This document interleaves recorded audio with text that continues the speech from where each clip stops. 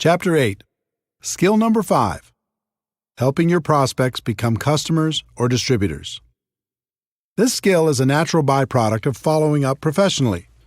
If you walk through exposure after exposure, our goal of education and understanding will be accomplished. But that doesn't mean the prospect will come out and ask you for an order form or an application. It's your job to get them to a decision.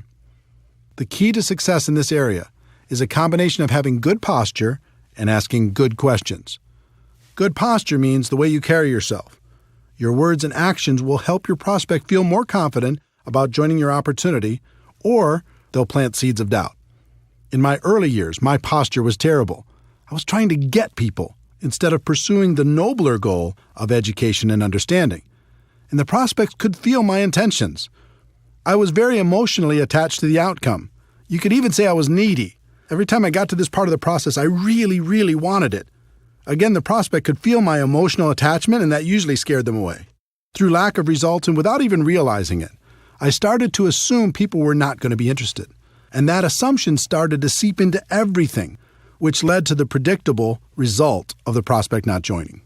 Most of the time, I wasn't properly prepared. I didn't have applications, startup materials, or whatever else was necessary.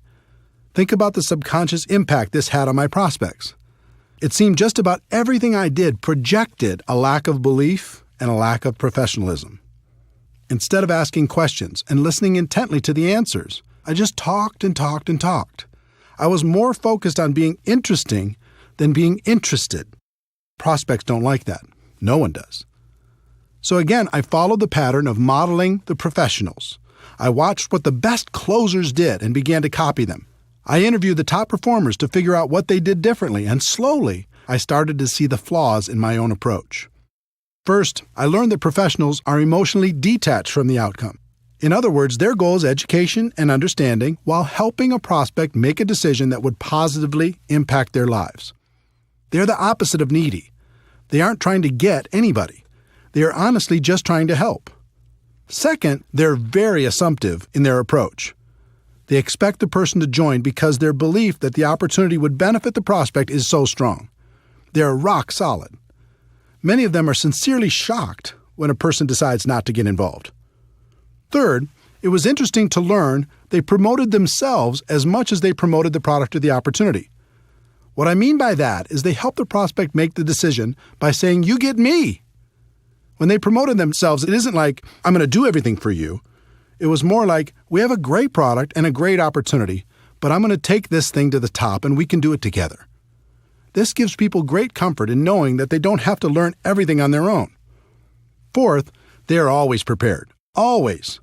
They have everything they need to get a person started right on the spot. And fifth, they ask question after question after question and are great listeners. They act like a consultant helping a person with a problem. The best consultants in the world have to ask a bunch of questions before they can offer a solution. Network marketing professionals use questions as their most powerful tool. As you can imagine, it took me a while to figure all of this out, and that was just half the battle.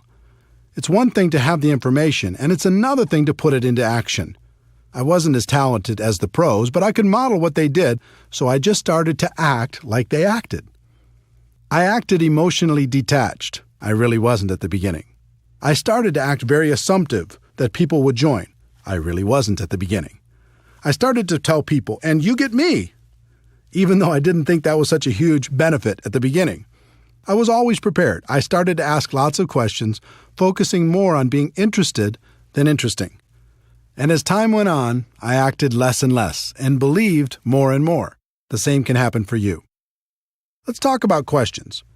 If you were a consultant, and your job was to figure out if an opportunity was a good fit for your client, what would you do? You'd ask questions, right? In working to help a prospect make a positive decision about your opportunity, you're going to do the same thing. But instead of asking, "What did you think?" which leads nowhere, learn to ask questions that lead in a positive direction.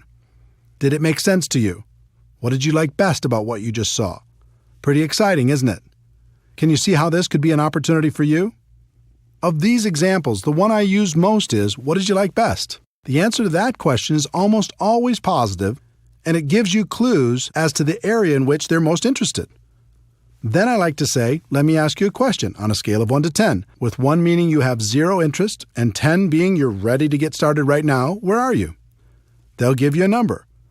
And it's usually obvious from their number that they either need more information before they'll make a decision or they're leaning towards getting started now. If you feel they need more information, just guide them to the next exposure that will help them the most. But if you feel they're ready to get started, then ask a series of 4 questions. This 4-question close has produced strong and consistent results over the course of my career. If you learn it and use it, you'll be amazed at how many people you can help. Question number 1. Based upon what you've just seen, if you were to get started with this company on a part-time basis, approximately how much would you need to earn per month in order to make this worth your time? Instead of asking this question, most distributors say things like, how'd you like to make $10,000 a month? Don't do that. Instead of prescribing what you think they want, just ask them what it would take to make it worth their time and wait for their answer. Question number 2.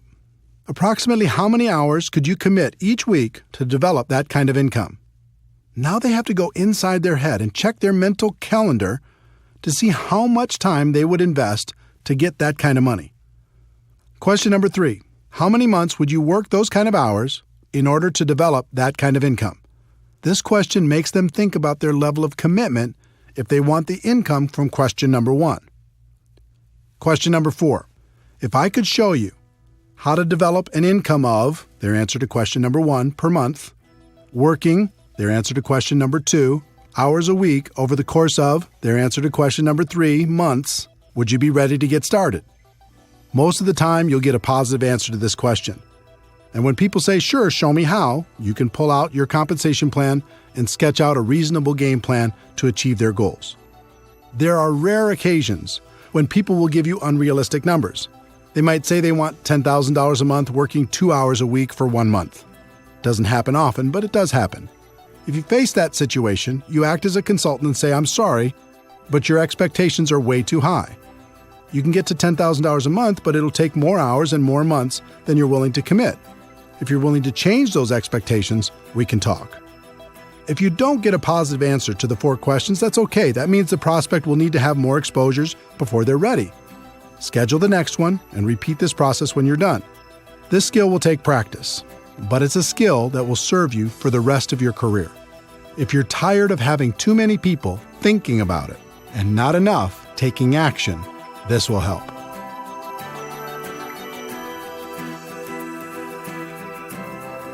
Chapter 9. Skill number 6. Helping your new distributor get started right. In network marketing, people invest enormous effort, time, and money into getting people signed up, and then squander that investment by leaving their new distributors to figure everything out for themselves. Professionals don't do that. They set proper expectations, they help get some quick results, and then continue to guide the new distributor through the many phases of our profession. I was lucky enough to have an early mentor, Michael Nelson, who is very skilled at guiding new distributors. Michael wasn't in my upline, but he was clearly the leader in my city. In addition, he had a lot of experience in our profession. So I listened to what he said, I watched what he did, and I asked him tons of questions. Back in those days, he had a small office close to my home, and I was always hanging around trying to learn something. Michael was a very successful recruiter. He was always bringing on new people. And for the most part, Michael's people did well in the business. That wasn't happening for me. The few people I recruited did nothing. As I watched Michael, I noticed that every time he signed up a new distributor, he scheduled what he called a game plan interview. I decided to model what he did. So the next time he met with a new distributor, I sat behind them close enough to take notes on their conversation. I did this several times and was surprised to learn he went through the same exact interview every time. I thought if I could learn that interview process, then I'd have a chance at his results. Game Plan Interview, Part 1. He validated their decision to become a distributor. He said things like, "Congratulations on making the decision. I'm proud of you for taking charge of your life. From now on, things are going to be different for you and your family." It always took less than 5 minutes, but by the end of their discussion, any doubt they may have had about becoming a distributor was gone. They felt great. Game Plan Interview, Part 2. He set their expectations. He knew most people came into our business with unrealistic expectations, so he always said the same 3 things. If you succeed in this business, it's going to be you who creates that success, not me. And if you fail in this business, it's going to be you who creates that failure, not me. You're going to be the difference between success and failure. I'm here to guide you every step of the way, but I can't do it for you. I'm here to work with you, but not for you. Wow, this was a radical concept and so different from the conversations I had when I got a person started. I said things like, I get paid from what you produce, so essentially I work for you. Well, what kind of expectation do you think that set in the new distributor's mind? I'd also say, we are going to build a business together, when that wasn't really true. They needed to build a business. I could be a resource, but I couldn't do it for them. The next thing he said was, my job is to help you become independent from me as quickly as possible. Do you agree that that's a good goal? Again, this was radical, but it made sense. Up to that point, I had a group that was extremely dependent on me. They only did something when I pushed. But Michael had a group that produced on their own without his constant help. He had duplication and freedom. I didn't. This set the relationship up, so Michael would be the teacher for his group and not the slave. He could show them the skills, and then they could independently build from that point forward. The third thing he said was, there will certainly be ups and downs as you build your business. There'll be good times and bad times. I'll know when you're in one of the bad times, when you aren't calling me, you aren't showing up for meetings, you aren't on the calls, if I start hearing excuses, that sort of thing. When that happens with you, and it happens with everyone, how do you want me to handle that? Do you want me to leave you alone? Or do you want me to be persistent and remind you why you made this decision in the first place? This was brilliant, because it's true that everyone will have times of self-doubt. He let them know it was natural, and at the same time, set up the relationship so he was in a position to turn them around when it happened. What Michael accomplished with these three concepts was so different from promising the world like I was doing, that it was night and day. With my approach, the distributor would sit back and wait for me to perform. And if I was ever too busy or couldn't help for some reason, I became the easy excuse for why things weren't working out. With Michael's approach, his people became independent quickly. He would coach them from time to time, but he wouldn't allow his group to use him as an excuse for their lack of results. While my distributors struggled, his flourished. Game Plan Interview, Part 3. Michael went through a getting started checklist to help the new person have the best chance for success. The exact plan would be different for every company, but the concept was to do everything possible to get quick results. Here are some examples of what you could include in your getting started checklist. 1. Make sure your new distributor is set up with appropriate products. Just about every company has products that can be personally used by the distributor, so make sure your new person is doing that. Depending on your company, this may include a monthly commitment. It's very important that people develop an emotional attachment to the products, and that can only happen if they are using them and enjoying the benefits. In addition, many companies have products that can be sampled or used in demonstrations. In that case, new distributors should have an appropriate supply so they're properly prepared. 2. Make sure your new distributor is set up with appropriate tools. We've talked about the importance of third-party tools in building a large and successful network marketing business. Your new distributor needs to be prepared to help their prospects with the tools that will professionally take them through the exposure process. 3. Make sure your new distributor gets connected. Show them how to find things on the company website, where the upcoming events are being held, when the leadership calls or webinars are being conducted, etc. Remember, our goal is to help them become independent as quickly as possible. This is an important step in making that goal a reality. 4. Make sure your new distributor has a basic understanding of the compensation plan. They don't need to know it in detail at the beginning, but they should at least understand the key points and what will happen financially as they move through the first few levels. 5. Make sure your new distributor has a fundamental understanding of how to properly invite their prospects to understand more about what they have to offer. You can save them from running out there and talking their heads off with little or no results by giving them a brief overview of how and why a professional invitation process works. Game Plan Interview, Part 4. Michael helped the new distributor create a game plan to get through the first few ranks and challenged them to do it quickly. He understood and helped me to understand that it was a race to help a person get results quickly. If they received early positive reinforcement, they'd continue, and if they didn't, they had a tendency to fade away. Every company is different, so this game plan will also be different, but think about the simple actions you can encourage people to take during the first week to get the best possible results. How can they get their first customer? How can they get their first distributor? Can you encourage them to attend their first company event? What steps can you take to help them earn their first commission check? Success in network marketing wasn't real for me until I earned that first check. When it arrived, everything changed for me. I started to really dream about creating a better life for myself and my family. Helping your new person get off to a quick start is vital. Game Plan Interview, Part 5. Michael always ended by giving some specific assignments. One thing I've learned is new distributors crave direction, and they respond incredibly well to simple assignments. Michael always ended by giving those assignments along with a deadline for them to be completed. He told his new distributor to get back to him by a specific date. It's just like the exposure prospecting process. You go from exposure to exposure, but it doesn't end until they become distributors. The professionals continue to go from exposure to exposure, assignment to assignment. The purpose of all this is to help the new distributor get over the line. When someone gets started, there's always a line between success and failure. On one side of the line, it's easier to quit than continue. On the other side of the line, it's easier to continue than to quit. What can help a person get over the line? Signing up their first customer, signing up their first distributor, getting their first commission check, attending a big company event, making friends inside the organization, proclaiming their intentions to the world, getting promoted to a new level, being recognized for some sort of achievement. There are hundreds of other things that can contribute to a person getting over the line. As a sponsor, your job is to help them get over the line and stay over the line.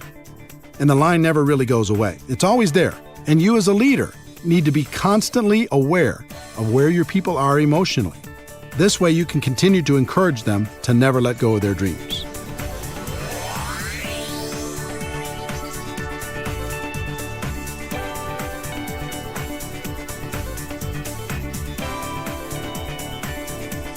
Chapter 10. Skill 7. Promoting events. In network marketing, meetings make money. It's just that simple. Yes, technology can help us connect with people in ways that are becoming more and more efficient, but nothing replaces face-to-face interaction. Meeting people one-on-one, in small groups, or at local or bigger events will have a huge impact on the long-term success of any network marketing organization. But one particular type of event is the most powerful, and that is the destination event. It might be a company-sponsored event or one put on by your upline leadership, but a destination event is one where most of the attendees travel to a different city, stay at a hotel, and participate in a conference or convention. Some try to argue that the destination event is dead in the new technology world and people won't travel for these things anymore. All I can tell you is those people aren't top earners in our profession. If you study what the successful people do to build their network marketing organizations, you'll find that virtually every one of them uses destination events as a cornerstone for building their business. There's something magical about getting away from your day-to-day grind and focusing completely on your dreams. Total immersion, even if it's only for a weekend, is good. You can use it to refocus and recommit to your future and gather the strength necessary to go back home and do what's necessary to move your business forward. You gain strength from the presentations you hear during the event. Sometimes a person says something at just the right time in your life and it changes you forever. Over 20 years ago, I was at a convention when a guy by the name of Johnny Daniel said, "You can tell the size of the man by the size of the problem that gets him down." That statement went right into my heart and has helped me ever since. If I ever get sad or depressed, something inside me says, "Is this the size of Eric?" I answer no, pick myself up, and get moving again. I've had hundreds of those moments over the years at destination events. I gave up blaming at an event. I decided to become a professional at an event. I realized no one could stop me at an event. I decided to go to the top at an event. In fact, as I think back, I can't think of a single significant moment in my network marketing career that didn't happen at an event. They're that powerful. In addition to gaining strength from the presenters, you'll also receive incredible validation of your decision to be involved. It's a concept called social proof, and it's very important. As human beings, we're wired to seek proof from sources outside of our own thoughts and experiences. At a destination event, you'll see lots of other people who've made the same decision you have, and that feels good. Also, you'll see how some of them have overcome their fears and gone to the highest levels in your company. You start to think, if they can do it, maybe I can do it too. There's also some positive peer pressure involved. Most destination events include recognition programs: who won the contest, moved to the next rank, earned the top income, or spoke from the stage. When I went to my first event and I saw all the people walking across that stage, I had one thought: the next time, I'll be walking across that stage. It was inspiring that so many people had accomplished what I hadn't done yet. It made me think I could do it, and it made me work on a plan to make it happen. In addition to being inspired, I also didn't want to show up at the next event without some improvement in my business. That positive peer pressure helped me face my fears and make it happen. Overall, the sense of community at a destination event is comforting. We all live in a world filled with ignorant people when it comes to network marketing. That can be discouraging at times. But when we go to a big event, suddenly we're surrounded by people who think like we think. They have similar beliefs, hopes, dreams, aspirations, and positive attitudes. Spending time with this amazing group of people can literally fill us back up again, so we have strength for the next push. Once you understand how important destination events are to the success of your business, you need to learn how to effectively promote them to your organization. It's really simple. The more people from your group attend events, the more money you're going to make in our profession. Top leaders know exactly how many people are attending, and they make sure to grow that number at every new event. Think about it. Take two distributors, who each have a group of 100 people. Distributor A makes it a priority and gets everyone to attend every major destination event. Distributor B doesn't make it a priority, so only a handful attend. Which group is going to be more successful? It's not even a contest.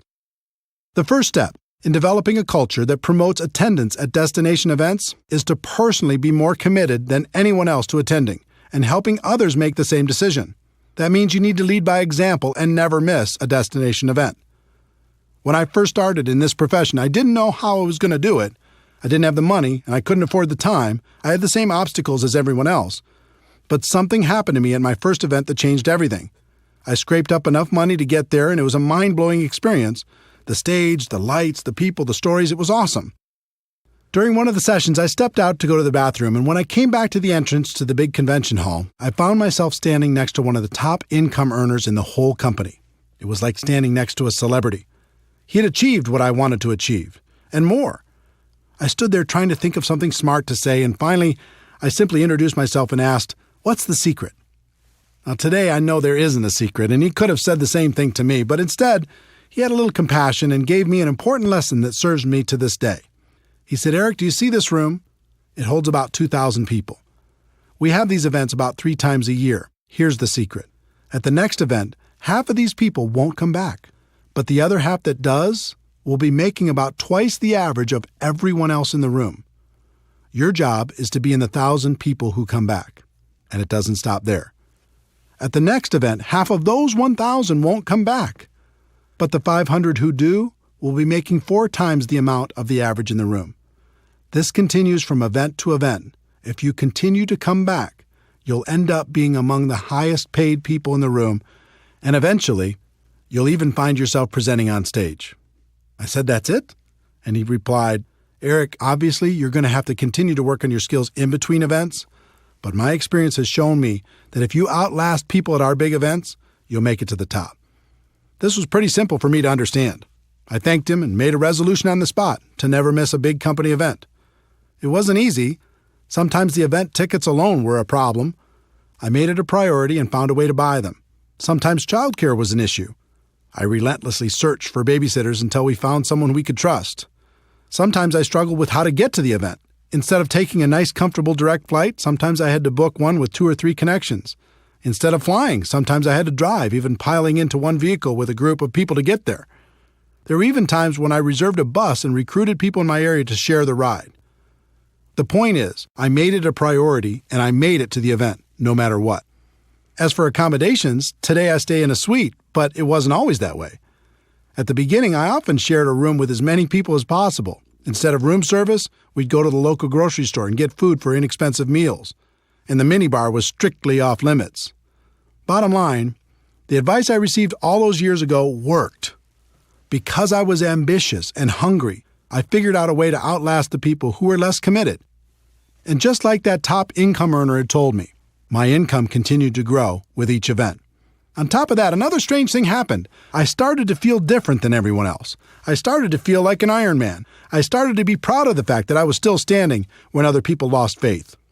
So if you're more committed than anyone else to attending the destination events, that all-important commitment will serve you very well. Once you're fully committed, the next step is to grow the number of people on your team that attend with you. Most people announce the next big event to their group, sit back, and hope people register. Professionals understand there's a big difference between an announcer and being a promoter. Promoters make the event a priority in their group. They are relentless with their message. They tell stories that inspire people to action. They take nothing for granted and don't rest until people have registered. They paint a picture in people's minds about how great the event will be and the benefits of attending. One thing I learned long ago was to never buy someone's excuse, at least at the beginning. I can't tell you how many people started off by telling me the reasons they couldn't attend the next destination event, only to find out that their reason was just an excuse and wasn't really true. The problem with amateurs is they buy that first story, and that's the end of it. Person says, I can't get off work, or I can't afford it, or I can't arrange childcare, or who's going to watch my dog, or there's a birthday party that weekend. And the amateur says, oh well, it is what it is. I hope you can make it to the next one. The professional has a completely different mindset. When they hear an objection, they don't buy that story because they know it's probably not real, or at least not real enough. Instead, they work with that person to help them understand the meaning and importance of attending the event. Then they brainstorm with them to figure out a way to overcome their initial problem. I can't tell you how many people I've talked to who had already decided they were not going to attend the next event, and within 5 minutes, they changed their mind and registered. The lesson here is to tell your story, don't buy theirs. Think of this skill as if you're a publicly traded company and your stock value is tied directly to how many people you have at each destination event. If that were the case, you'd make it a priority to always have a bigger number at the next event, wouldn't you? You might start with just you at the first event, but then the goal needs to be to bring someone with you to the next one and to grow that number at the next and the next and the next. There's no such thing as a silver bullet in network marketing, but this skill is as close as it gets.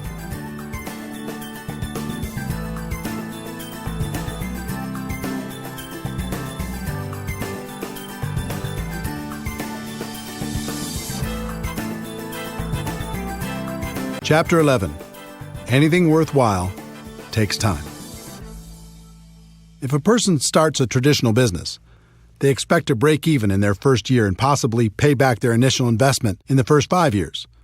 But when a person starts a network marketing business, they expect to get their money back in the first month, make a profit in their second month, and get rich by the third month. And when that doesn't happen, they blame network marketing. It's like people don't want the laws of the business world to apply to network marketing. We do have a better way, but we're not selling magic beans here. Anything of value takes time to develop. I learned a great lesson early in my network marketing career. From time to time in your life, your income might take a lucky jump. You might be in the right place at the right time. But if you don't quickly grow as a person to that new higher level, your income is going to come back down to the level of who you really are.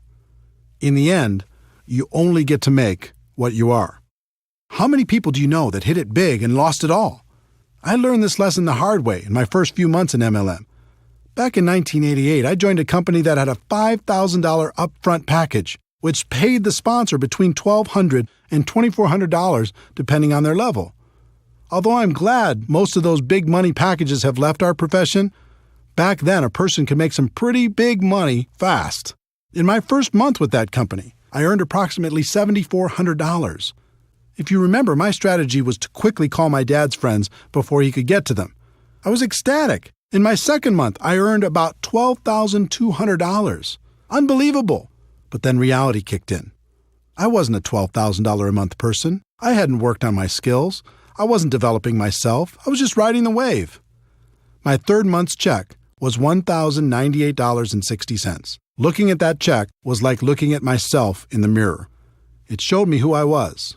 It was an ugly feeling. My first reaction was to quit and blame everyone and everything for my bad check. But eventually I realized that to earn more, I needed to become more. I needed to work on my skills, so I didn't have to rely on luck or timing or positioning. You might have heard, you can get rich quick, or there's no work involved, or the product sells itself, or any number of trumped-up statements. But you must learn to give up those false and unrealistic expectations and go to work on you. The 1-3-5-7 formula. There's a formula I've seen work in our profession. I call it the 1-3-5-7 formula. As a general rule, it will take you about 1 year to become competent and profitable in network marketing. You'll know the basics, you'll cover expenses, and you'll be learning. It'll take about 3 years of consistent part-time effort in order to go full-time. It'll take about 5 years of consistent effort to become a six-figure earner or above. And it will take about 7 years of consistent effort to become an expert. Now, that doesn't mean you can't make more than that in the short term. Many people do.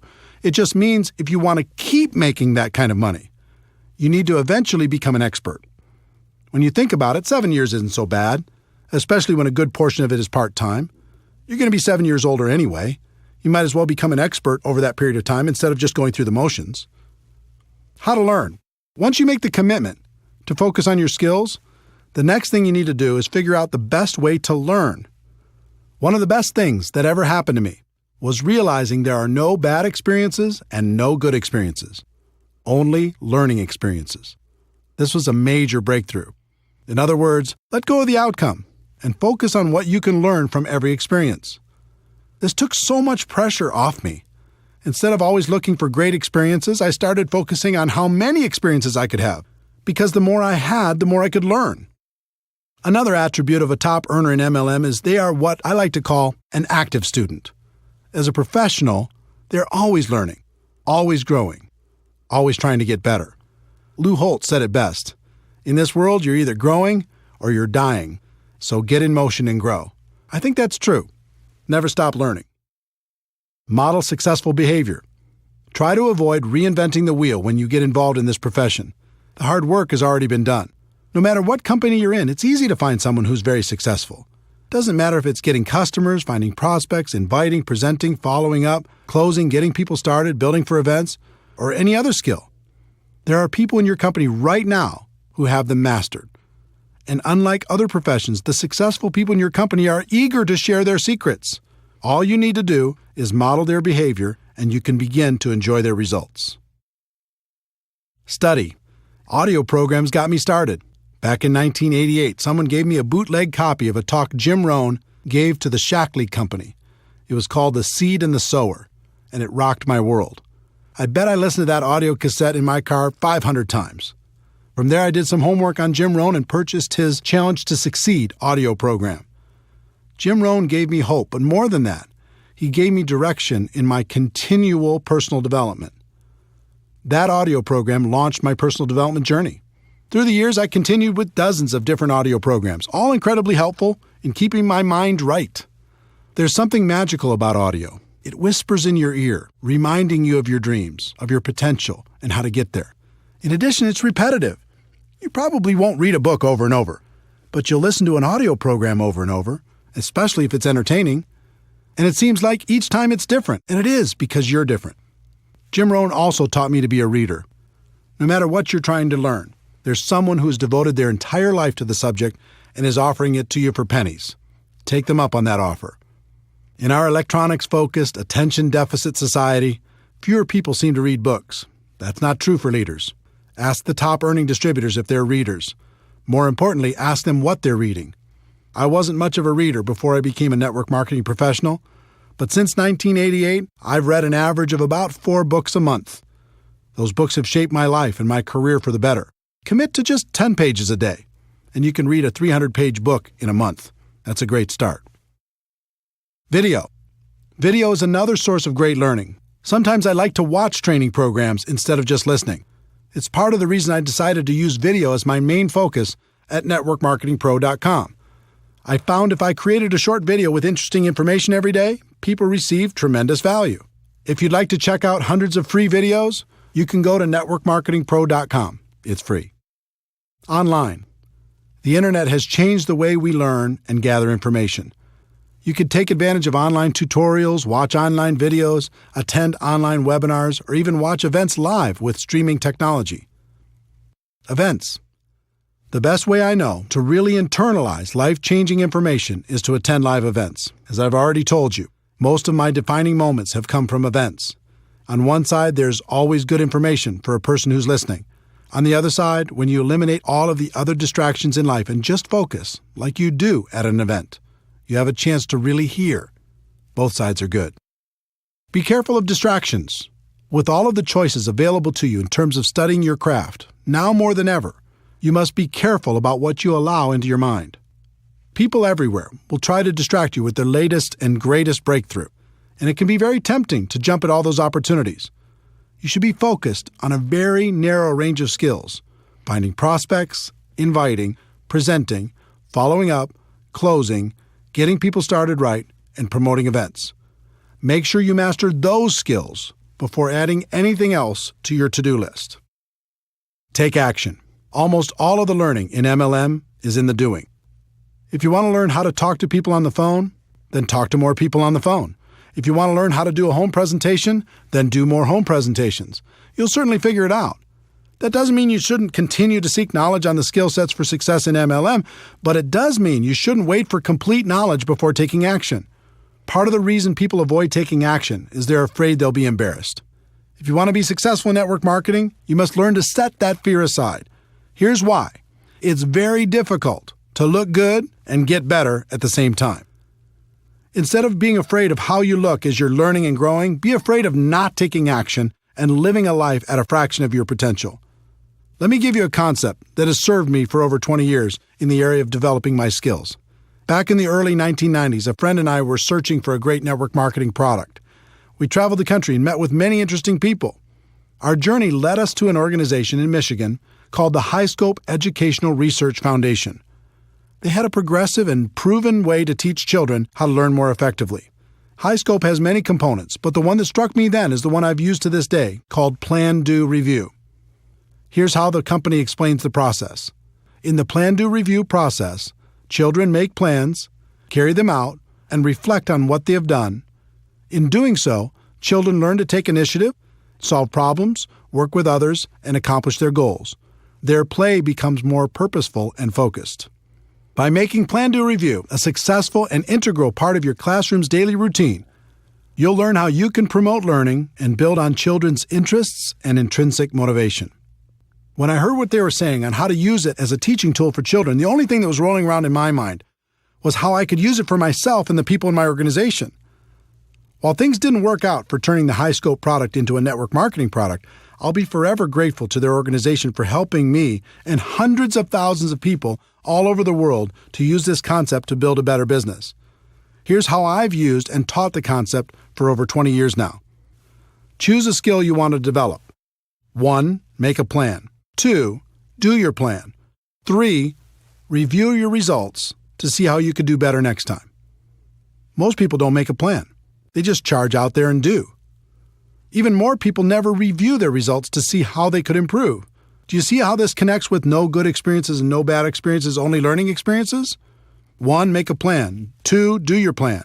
3. Review your results, good or bad, to see how you could do better next time. 4. Make a better plan. 5. Do that better plan. 6. Review those results, good or bad, to see how you could do better next time. 7.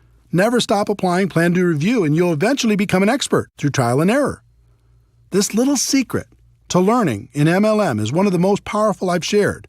It's become part of my DNA. I hope the same happens for you. Teaching.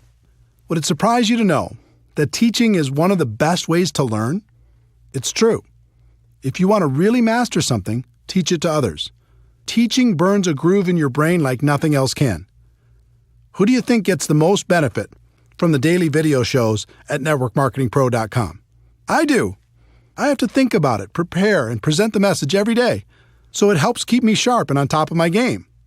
The lesson for each of you should be to find someone to teach. Even if you just have one person in your group, start there. And as your group grows, look for more and more opportunities to teach. You'll get the most benefit. Your associations. This is another important lesson from Jim Rohn. He taught me the law of association that says you'll become the average of the 5 people you spend the most time with. You'll think how they think, act how they act, talk how they talk, and earn how they earn.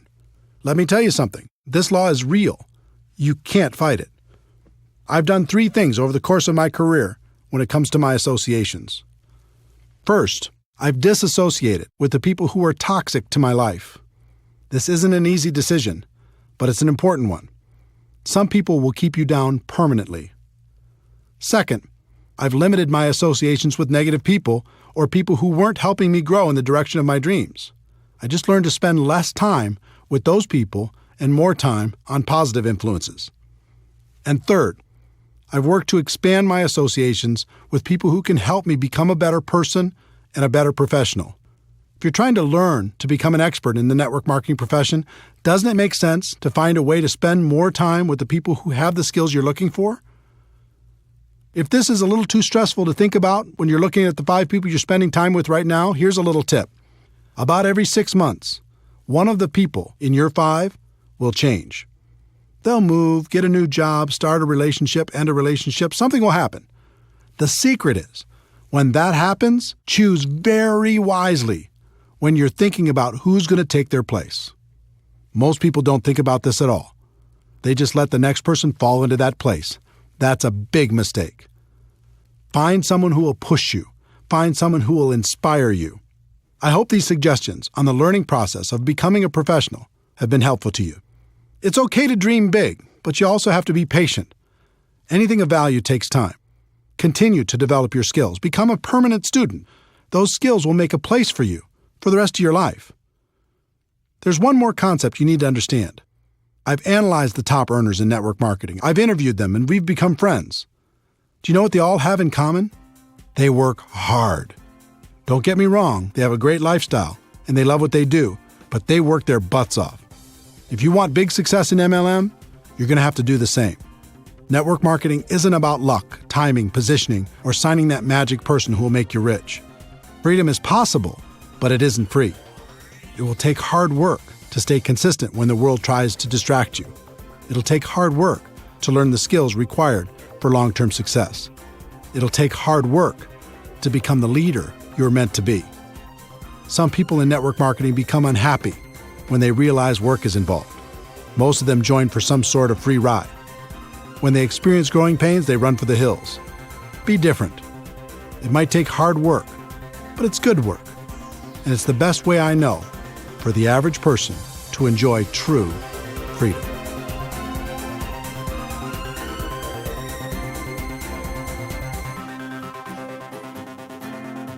Chapter 12. It's all worth it. Network marketing can be challenging. It's an emotional experience. The ups and downs can be dramatic. But in the end, for so many reasons, it's all worth it. The career you'll create. If you decide to become a network marketing professional, you'll not only create an income for yourself, but you'll create a career. I think about this a lot. Consider the skills required to be a doctor, a lawyer, a big company CEO, or even a world-class musician. You're talking about a high level of skill and a fairly high level of income. Now consider the skills necessary to become a network marketing professional. They're tiny in comparison, and yet many network marketing professionals enjoy a higher level of income and most certainly a higher degree of freedom. If you look at any career, there's a barrier of entry, how hard it is to get in, and a long-term benefit, what you get if you do get in. For example, a doctor might have 12 years of school plus an internship. That takes intelligence some of us don't have, money some of us don't have, or even possibly contacts some of us don't have. At the end, they get to enjoy a long-term benefit, although many of them would say the benefit wasn't worth the investment. There's always a ratio between the barrier of entry and the long-term benefit. There's no question in my mind that of all the professions in the world, the profession of network marketing has the best ratio when you compare the low barrier of entry with the high long-term return. One of the best decisions in my life was making a career out of network marketing instead of just messing around. Becoming a professional made all the difference, and now it's great fun to spend a good portion of my time helping other people do the same thing. The freedom you'll enjoy. Freedom is an interesting word. When it comes to work, I think we understand the concept, but not the entire meaning. For me, freedom means having choices. It means living the life I want to live instead of the life other people want me to live. Do you remember the imagination you had as a child? Imagine your life without limits. You wake up when you're done sleeping. You're doing work that is fulfilling and makes you happy. You get to work with people you enjoy. You don't have to compromise all the time. You work when you feel like working, but you also play when you feel like playing. You get to spend tons of time with the people who are important to you.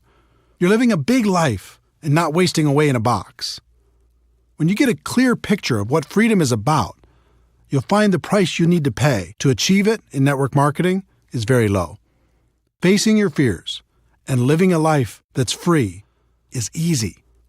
Spending the rest of your days living half a life is hard. The lives you'll touch. It's one thing to create freedom for yourself and your family. It's another thing altogether to help someone else do the same. There are so many people struggling in this world. You have the ability to help people see a bigger picture for themselves. You can give hope to the hopeless. You can encourage their dreams. You can provide them with the inspiration necessary to face and overcome their fears. One of my greatest joys is to appear in someone else's testimonial. It's great to hear that someone was lost, and in some small way, I was able to help them find their way. Network marketing allows you to do this on a big scale. Not only can you help one person, but you can help hundreds or even thousands to live a better life. And the exciting thing is, that's just the beginning. It's just like throwing a rock into a pond. When it hits the water, you see the ripples growing larger and larger until they hit every edge of the pond. In network marketing, sometimes you don't see all the ripples. You might be aware of the impact you had on one person's life, and maybe one or two more ripples. But they keep growing whether you see them or not. That's why I do what I do. It's why I wrote this book. I know people will be positively impacted, and that's a stone thrown in the water. But then they'll make a positive impact on others, and the ripples begin. And those people will do the same and over and over and over again. With network marketing, you really can make a difference. The people you'll meet. Network marketing has introduced me to the most amazing people. This profession gives you the chance to not only expand your group of friends, but also to be able to spend more time with them. You'll never find a more passionate group of entrepreneurs in any other profession. These people love life and spend their time lifting each other up. Here's an example of what that means to me and what it can mean for you. You can name virtually any state in the United States or any other country in the world, and a friend instantly pops into my mind. Network marketing has also introduced me to many of my heroes. I've been lucky enough to share the stage and become friends with great people, including Anthony Robbins, Brian Tracy, Dennis Waitley, the late Stephen Covey, Tom Peters, Les Brown, the late Og Mandino, David Bach, Robert Kiyosaki, Harvey Mackay, Art Williams, Ken Blanchard, Tom Rath, Daniel Pink, Mark Victor Hansen, Jack Canfield, Jeffrey Gitomer, Gary Vaynerchuk, Tom Hopkins, and many, many others. On top of all that, I've been able to learn from more million-dollar MLM learners than I could count. All of them have had a positive impact on my life and my career. This profession also helped introduce me to my amazing wife, Marina. I was in Moscow for a big MLM training event, and she was attending that event with her family. Because she could speak multiple languages, she was helping to translate backstage. I was smitten. Our first date was in Red Square at midnight after the event. With the snow softly falling around us, I'll never forget it. We've been together ever since. I'm not saying you'll find the love of your life in MLM, but I am saying you'll find friendships that will last a lifetime. The places you'll see. If you build a large and successful network marketing business, a few things will happen. First, you'll win some trips that will be trips of a lifetime. Second, you're going to need to support your organization as they expand into every territory or country where your company does business. And third, you're going to have enough money and time to go wherever you'd like. It's been said that your life can be measured by the number and intensity of your experiences. If that's true, I've already lived a very long life. I've been to every state in the United States with the exception of Alaska, and I'll remedy that soon. I've also been to about 40 countries around the world.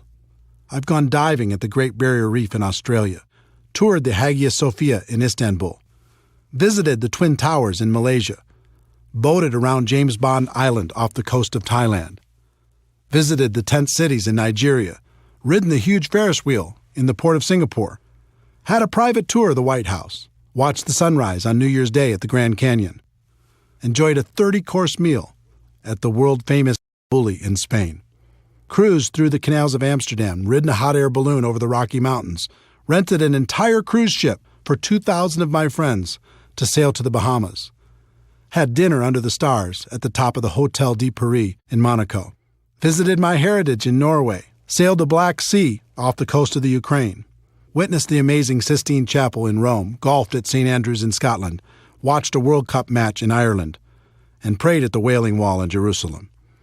All of this and so much more was made possible because I embraced the great profession of network marketing.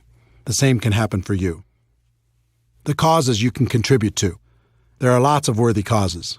You might want to give to your parents or someone else in your family, or to an organization that means something to you. In 2011, I asked Harvey Mackay, best-selling author, as well as a wildly successful businessman and community activist, for his secret to success. He told me his story. Eric, my father sat me down after I graduated from the University of Minnesota at age 21. I was a little bit cocky, going to take on the world, going to start at the top and work my way up. And he said, Harvey, 25%, 1/4 of your life, starting now, is going to be devoted to volunteerism. Now, I didn't know what that meant, other than I started volunteering for everything. Heart, Cancer, United Way, Boy Scouts, March of Dimes, Salvation Army, everything. Let me tell you what that experience has done for me my entire life. Being on all those boards and being involved in all those charities, I became a better communicator. I became a better leader. I became a better salesperson. Because all I was doing was raising money for the more than 20 boards that I've been on. I became a better sales manager. And can you imagine how many new people I met by just being a volunteer? My network grew tremendously. But the biggest thing that happened was my sense of being a citizen of the world. To know that you've helped another human being and to be able to see the results, it's an unbelievable feeling. I'm so thankful to my father because his advice changed my life. This interview changed my life because it impacted my thinking on contribution. I'd always thought that there was really only one way to help a worthy cause, and that was with your money. But after my conversation with Harvey, I realized that there was 3 ways to help. The first is with your money.